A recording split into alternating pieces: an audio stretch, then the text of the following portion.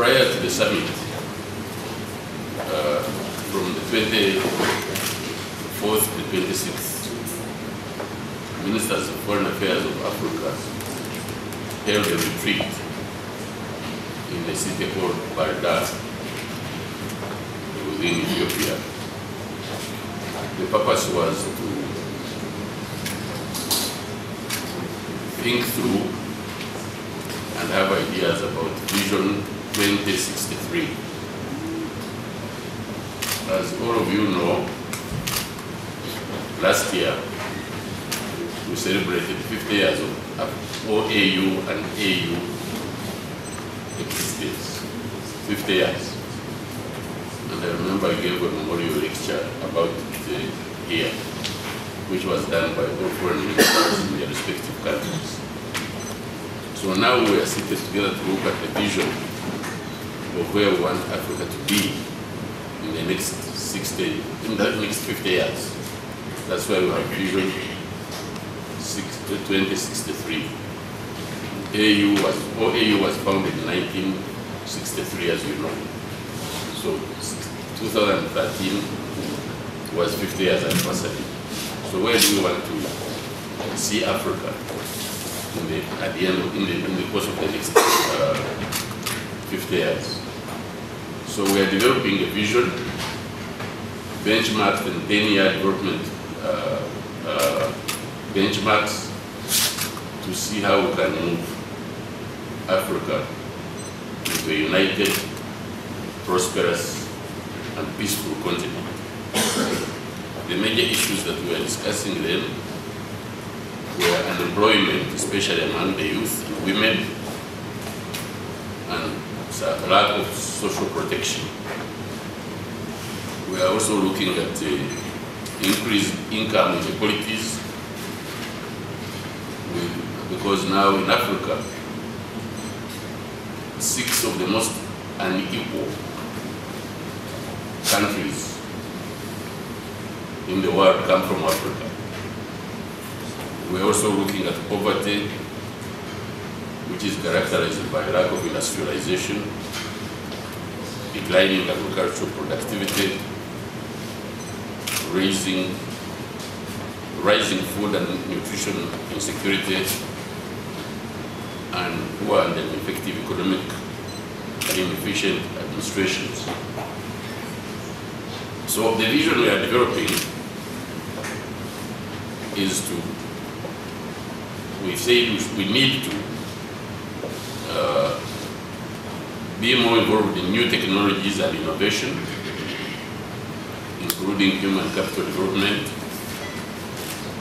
proper natural resource exploitation of the major resources of Africa by Africans, not by foreigners. We talked about infrastructure development and improvement in health and education, protection of women and children,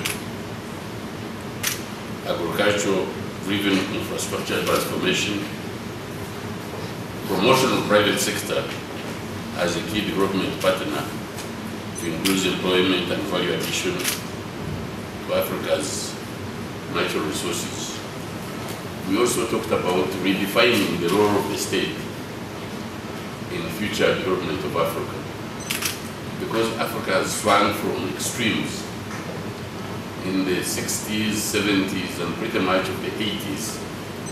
There was government control, nationalization, socialism, and crowding out the private sector. Then the 80s, 90s, and currently, we swung to the other extreme.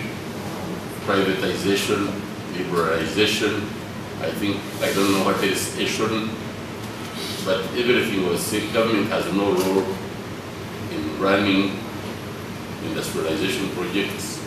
We are saying that we need to redefine, not to go to both extremes. Governments have a role, the state has a role, the private sector has a role, and they succeed better when they work in unison. After that vision, then we had the Executive Council and the Summit. Executive Council is the meeting of foreign ministers. That's the Executive Council of the AU. and the summit is the assembly of heads of state. Now, as you may be aware, one of the key decisions that were the outcome of the summit was establishment of an immediate rapid response to conflicts. Last year, the African Union Summit said that there are so many conflicts in Africa, and yet African countries have capacity to intervene, either to prevent or to stop escalation of these conflicts. But we have been depending very much on foreigners coming in to end these conflicts. And we thought that, and the African Union made a resolution that countries who are willing can volunteer to come together and have capacity in place. Whenever there is a crisis, Africa moves in, either stop that crisis from occurring or stop it from continuing when it has occurred. So now, a number of countries, mainly Algeria, Angola, Chad, Ethiopia, Guinea, Mauritania, Niger, South Africa, Senegal, Uganda, and Tanzania have already volunteered. Many others are coming in. And many other members are being encouraged to join APRIC, or Africa Response Mechanism. The coordination center will be at the AU, but authorization to intervene will be given by the Peace and Security Council of the African Union. So that was one major achievement that was set up, that was a result of this summit, setting up a rapid response mechanism where there is conflict or possibility of conflict. And I thought you should know it. Now, what it means is the Peace and Security Council of Africa, of the Organization of African Union, will say, we think there is going to be a conflict in Central African region. Since we have this force from these countries, let this force go there and stop this and prevent the conflict. Now, this is not going to be a permanent situation, because we have been working on a standby African force, but it is a transitional mechanism until the standby force is in place, which we hope will be towards the end of 2015, 2016. Alongside the AU summit, we had other summits, and one of them was the IGAD summit. IGAD is our regional organization which has Ethiopia, Eritrea, Djibouti, Kenya, Uganda, Sudan, Southern Sudan, and I think that's Ethiopia. This summit reiterated the position of the IGAD and AU to say that IGAD cannot condone any unconstitutional attempts to change a legitimately elected government in any of its countries, and in this case particularly in Southern Sudan. So we restated our position of condemning any attempt to use force to destabilize a constitutionally elected government. We also reaffirmed our resolve to combat impunity and hold accountable those responsible for committing or commissioning atrocities and abuse of human rights. We also called upon the parties to respect and expeditiously implement the cessation of hostilities agreement signed on 23rd January 2014, as well as to provide support to ensure that authorization of monitoring and verification mechanism is put in place as soon as possible. You may be aware, members of the media, that, as I said, on 23rd of January, through the mediation of IGAD, the parties in Southern Sudan reached an agreement, two agreements. Agreement number one was cessation of hostilities. In other words, stop fighting. Agreement number two was a decision on release of detainees. There are some detainees who had been, there are some leaders who had been detained, and it was agreed that we should work on their release so that they participate in the peace process. 7 of them have already been released out of 11, and the legal machinery is in the process to see that the balance of 4 of the 4 are also released. We also agreed that in time we should find a method of making sure that this disengagement and withdrawals of the forces and their allies as parties. Now, some sections of the press, I understand, had misinterpreted that clause to say that they were calling on Uganda to withdraw. It was not part of the communique of IGAD. It was not discussed in that way. I have a copy of the IGAD communique, which I'll give you to share. Uganda is in Southern Sudan at the invitation of the legitimate and constitutional government of Southern Sudan to assist them to combat a rebellion that had come onto their hands. And also we went in to ensure that all our nationals and other nationals of other nations can be evacuated. But when we were there, we also saw with our own eyes a possible genocide being replayed in front of us. And so we accepted the invitation to stay. And we are going to stay there for as long as the government of the legitimate government of Southern Sudan needs us. And as long as the situation warrants our support for that government.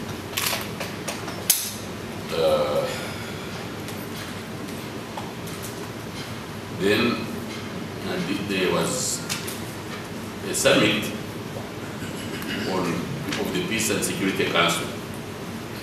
There are 15 countries. Africa has 15 countries that constitute the Peace and Security Council.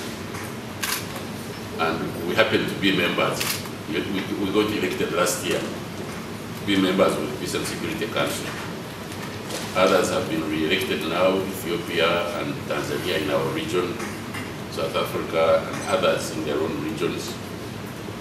And we held that summit to consider the situation not only of Southern Sudan, but the disturbing situation in the Central African Republic and also the ongoing events in Egypt. As I have already told you what we have discussed about Southern Sudan, in the case of Egypt, the Peace and Security Council reiterated Africa's solidarity with the people of Egypt, whose aspirations to democracy, the rule of law, and well-being are fully consistent with the relevant AU instruments. We noted the steps being taken by the interim authorities on the implementation of their roadmap towards the return to constitutionalism.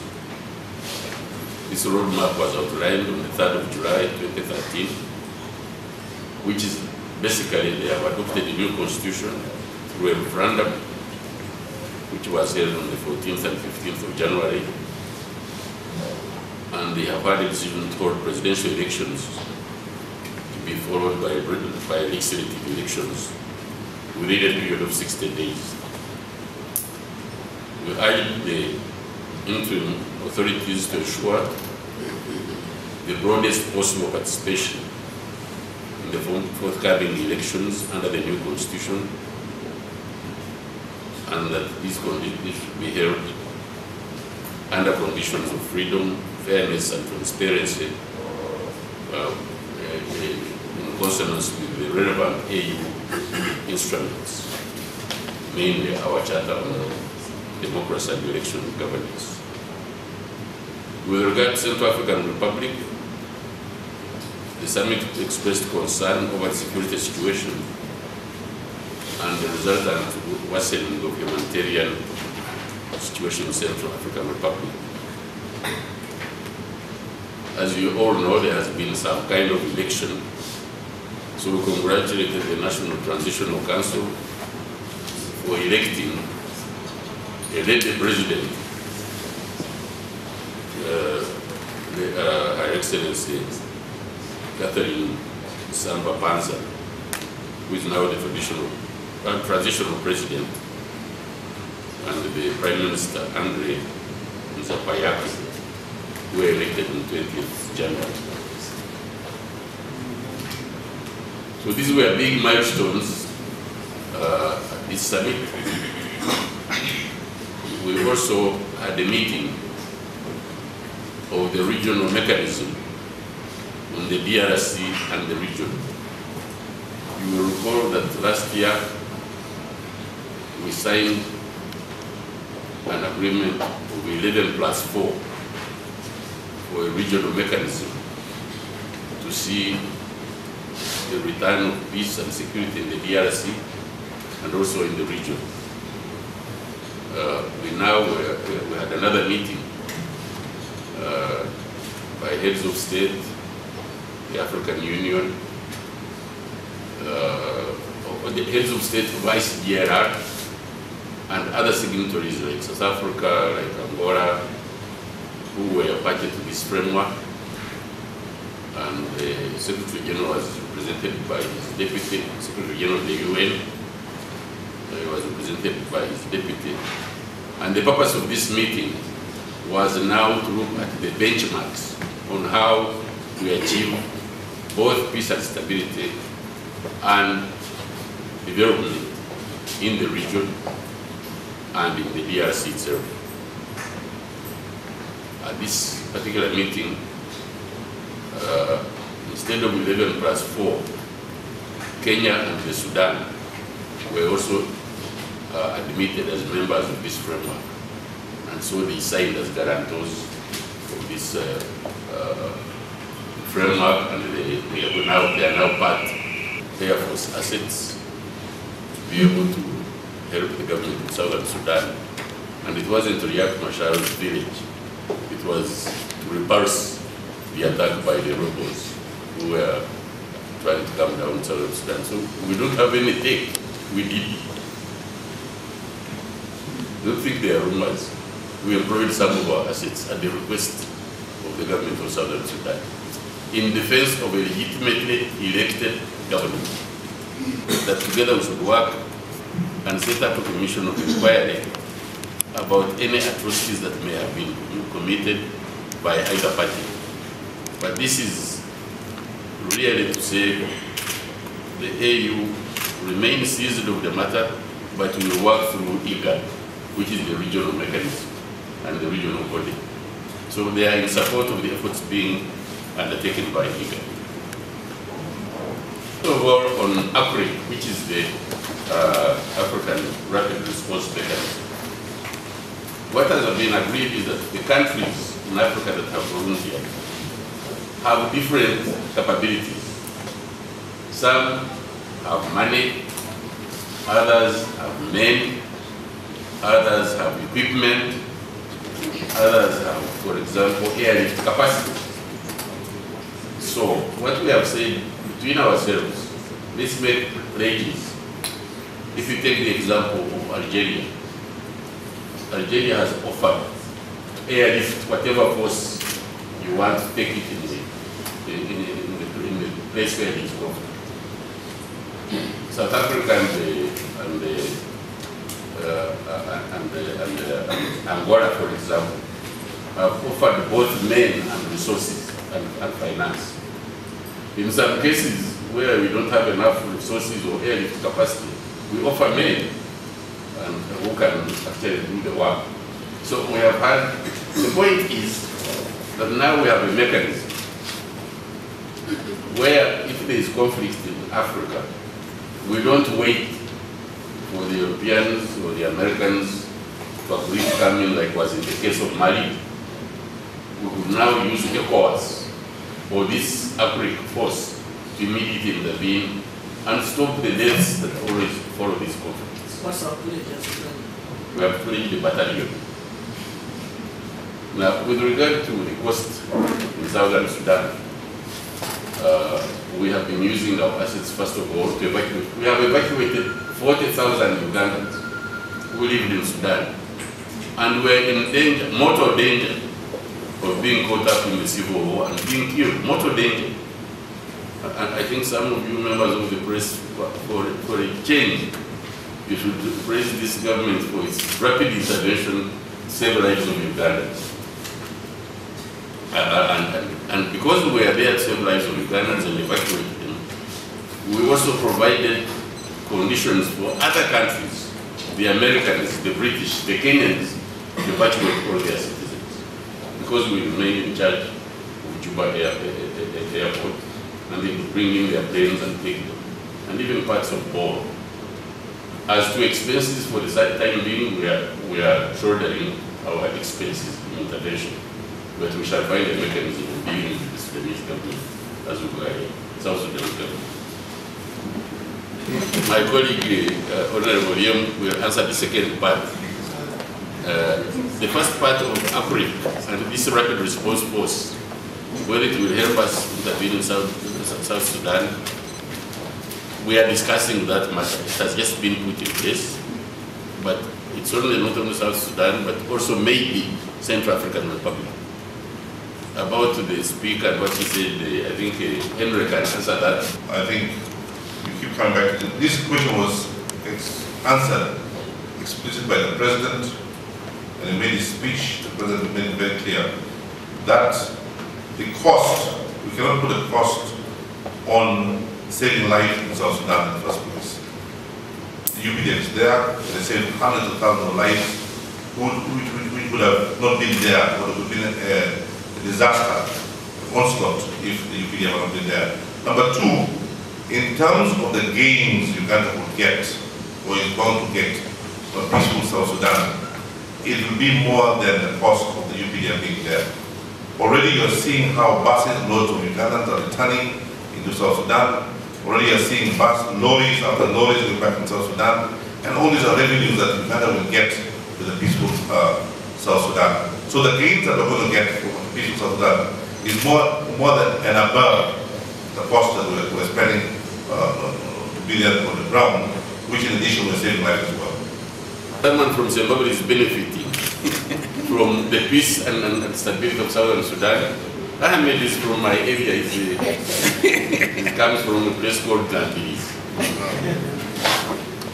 One, we are playing different roles in Uganda.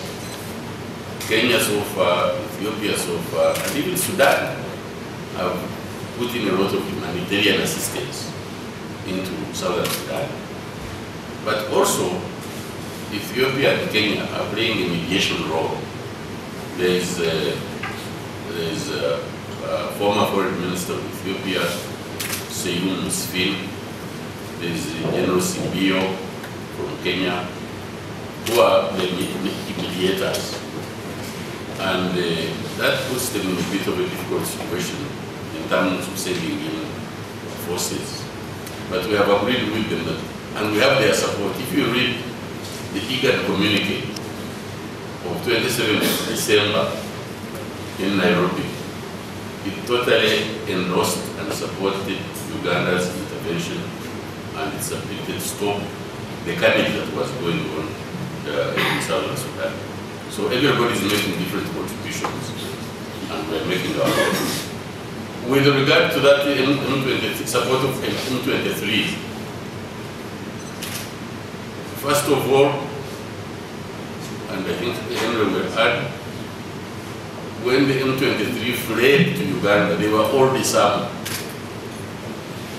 They have also been moved away from the border. Unless you want us to create a concentration camp with barbed wire so that they can't move out. Otherwise, I don't know how else you want to say we support them. We don't support them whatsoever. And I think Henry is correct in saying those reports are rubbish. Answer that very question, and if you want me to say rubbish again, I'll say rubbish. The visit by the so-called group of experts on the DRC the second time. The minister, the senior minister of Foreign Affairs of the Republic of Uganda, went out of his way and sat on a table in my presence with members of our intelligence service, security services, which are very important people, and met them for over an hour in this ministry, and asked them to ask them any question, which is very unusual, by the way. And he gave instructions that all security service organizations should open their doors to all the experts. Even if there's a stone they want it to be turned, they should allow them to turn that stone upside down. They went to Zira, they wanted to be members of M23, we allowed them access to the members of M23. Anything and everything they wished, we responded to, without ignorance. And instructions of the Minister of Foreign Affairs of Uganda. Now sincerely, Uganda has been for the last 2 years mediating this process through the Minister of Defense. Uganda taxpayers are being the cost of the mediation. Our taxpayers have been the cost of this over 2 years in Uganda here. I think you people the pressure question the wisdom of the UN so-called experts. That how can the very Uganda who is hosting and bringing mediation to the M23, the DRC, be the very Uganda again who at night sleeps at night and gives arms to them? Really? Are these people in the right senses? To say the very Uganda who are mediating at night again go to give arms? Is that a very big contradiction? And even on top of that, the Minister of Foreign Affairs gives clear instructions which are followed word by word along the chain of command, and yet they go write this report, which is very unfortunate, frustrating, yet up to today, even after the successfully signing the peace agreement in Nairobi, which was hardly fought by Uganda, signed in Nairobi. Okay? After all that, even today, my minister here spent hours continuing with the process. The president continued for hours doing the process, which is not being appreciated. I think this smacks on the face and a kick in the teeth by the so-called experts. The whole effort being made by the Minister of Foreign Affairs and the President of Uganda and Uganda taxpayers. They deserve, so the report deserves to be rubbished off. We will respond to that report word by word. Just as we did in the first report, which we did and we exonerated. This report also will get the will respond accordingly. Thank you. The second question you raise is, the peace talks would not have been possible if we had not come in and stopped the advance by the rebels. They are there, they are talking not because they like talking, they were forced into talking. And so what I'm saying is that the two-pronged approaches are complementary. They are complementary. That's now about $2.3 million and sausages. I think, Mr. Carroll, $2.3 million is nothing. That may be for those people they need to be paid. They hadn't been paid. the soldiers. Bonuses, not salaries, honorable ministers. Sorry, it is. Bonuses. Bonuses. I have no details about sausages and bonuses.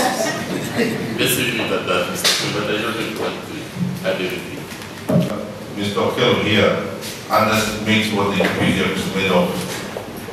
This is the most respected, most professional army in the region, and ideologically seasoned army who are ready to give their life and service, not only to the people of Uganda, but beyond, without the need to be get sweetener in order to do their job. I think they should be congratulated. We should salute them for the patriotism and the ideological wisdom in which they fight in the region, far beyond Somalia, not only South Sudan, but even in Somalia. So we don't need, our soldiers are not used to sausages in order to fight. Our soldiers are used to the spirit of political ideology or Pan-Africanism in order to fight. Let me really plead to you. In other countries, once your sons and daughters are in harm's way, in terms of being occupied in fighting or defending the country's interests, the media, the opposition, the government, irrespective of your political persuasion, you do your best to support your sons and daughters who are out there. I am making an appeal that whether you are in the opposition, or you are in the media, or in your government, you are talking about sons and daughters of Uganda who could well be in harm's way. And I think it would be unwise for you to begin to write stories, or even politicians to make speeches that could further endanger our sons and daughters. There are things that we can agree to disagree upon here, but there are things that are really Ugandan and we must talk about as Uganda's national interest. It's a plea to you. It is done everywhere else in the world. Once you have boots on the ground and your sons and daughters are committed to that because the government or the leadership of the country has defined that as representing the interest of your country, we should all go behind them. We can have our other differences. I'm making a plea to you, members of the media, that you take a nationalistic approach to this. Thank you.